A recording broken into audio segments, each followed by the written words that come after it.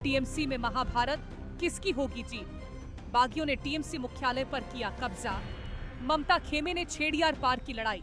जब घर के दरवाजे पर ही दो दावेदार खड़े हो जाएं, तो लड़ाई सिर्फ कुर्सी की नहीं रहती, पहचान की हो जाती है। और अब कुछ ऐसा ही होता दिख रहा है पश्चिम बंगाल की राजनीति में। कभी एक झंडे के नीचे खड़ी रहने वाली पार्टी आज दो हिस्सों में बंटी नजर आ रही है। सवाल सिर्फ इतना नहीं कि पार्टी किसकी है, सवाल ये है कि तृणमूल भवन की चाबी आखिर किसके हाथ में होगी। ये तो वही बात हो गई, साहब की ताज पहनने वालों की कमी नहीं होती, लेकिन असली बादशाह वही होता है जिसके साथ सल्तनत खड़ी हो। आखिर ये कौन सा नया मुद्दा निकलकर अब सामने आया है, बताएंगे पूरी कहानी इस रिपोर्ट में। दरअसल सियासी जंग अब बयानबाजी और प्रेस कॉन्फ्रेंस से निकलकर सीधे पार्टी दफ्तर के दरवाजे तक पहुंच चुकी है। 2 जुलाई को दिल्ली में चुनाव आयोग से मुलाकात के बाद बागी नेता अगले ही दिन कोलकाता पहुंचते हैं, लेकिन उनकी मंजिल कोई मंच या सभा नहीं थी, बल्कि था तृणमूल कांग्रेस का राज्य मुख्यालय तृणमूल भवन। जैसे ही बागी नेता दफ्तर पहुंचे, बंगाल की राजनीति में हलचल मच गई। उनका संदेश साफ था, असली पार्टी हम हैं और दफ्तर पर हक भी हमारा है। बताया जाता है कि बागी नेताओं के साथ कई बड़े चेहरे मौजूद थे। उसी वक्त दफ्तर के अंदर ममता गुट की वरिष्ठ नेता और पूर्व मंत्री भी मौजूद थी, लेकिन बागी नेताओं के पहुंचते ही माहौल बदल गया और वे वहां से निकल गईं। इसके बाद जो हुआ उसने पूरे बंगाल की राजनीति को हैरान कर दिया। पहले दफ्तर के अंदर बैठक हुई, फिर बैठक खत्म हुई और फिर मेन गेट पर लगा दिया गया नया ताला।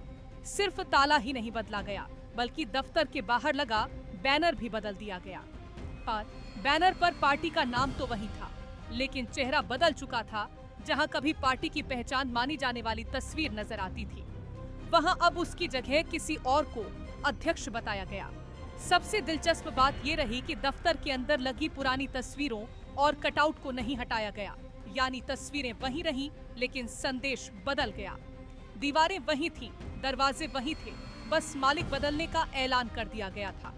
बागी नेताओं का दावा था कि वे ही असली तृणमूल हैं, इसीलिए दफ्तर पर अधिकार भी उनका ही है।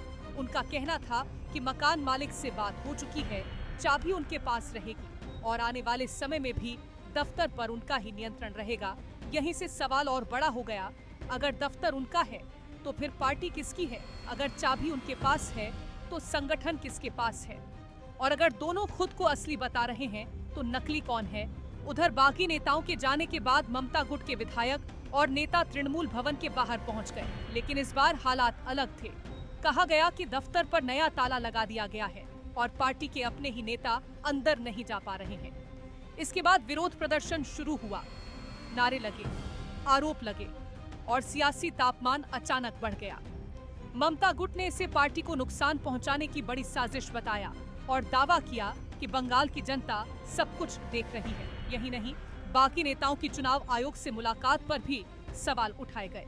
कहा गया कि जिन्हें पार्टी से बाहर किया जा चुका है, उन्हें पार्टी की तरफ से बोलने का कोई अधिकार नहीं है। मामला अब पुलिस तक पहुंच चुका है और पार्टी कार्यालय पर कथित कब्जे को लेकर शिकायत भी दर्ज कराई जा चुकी है।